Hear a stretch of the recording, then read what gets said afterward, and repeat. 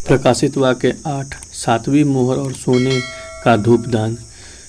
जब उसने सातवीं मोहर खोली तो स्वर्ग में आधे घंटे तक सन्नाटा छा गया। तब मैंने उन 7 स्वर्गदूतों को देखा जो परमेश्वर के सामने खड़े रहते हैं, और उन्होंने 7 तुरहियां दी गईं।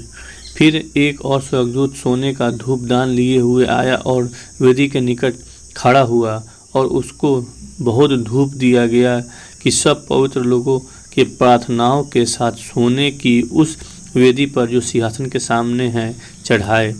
उस धूप का धुआं पवित्र लोगों के प्रार्थनाओं सहित स्वर्गदूत के हाथ से परमेश्वर के सामने पहुंच गया। तब स्वर्गदूत ने धूपदान लेकर उसमें वेदी की आग भरी और पृथ्वी पर डाल दिया, और गर्जन और शब्द और बिजलियां और भूकंप होने लगे। 7 तुरहियां। तब उसने 7 स्वर्गदूत जिनके पास 7 तुरहियां थी उन्हें फूंकने को तैयार हुए।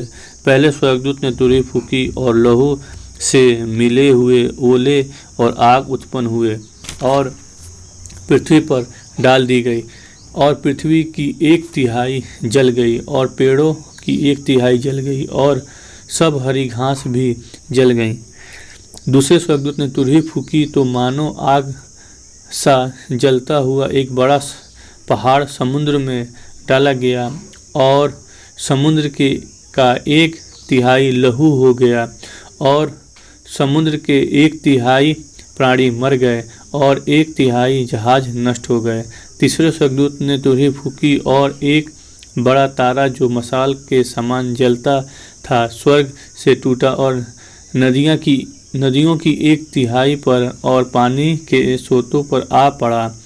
उस तारे का नाम नागदौना है, और 1/3 पानी नागदौना सा कड़वा हो गया, और बहुत से मनुष्य उस पानी के कड़वे हो जाने से मर गए।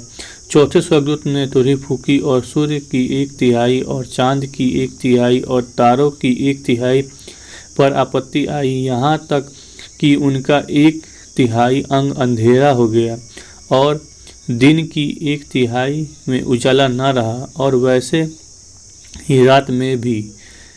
जब मैंने देखा तो आकाश के बीच में एक उकाब को उड़ते और ऊंचे शब्द से यह कहते सुना, उन 3 स्वर्गदूतों की तुरही के शब्दों के कारण जिनका फूंकना अभी बाकी है, पृथ्वी के रहने वाले पर हाय हाय हाय।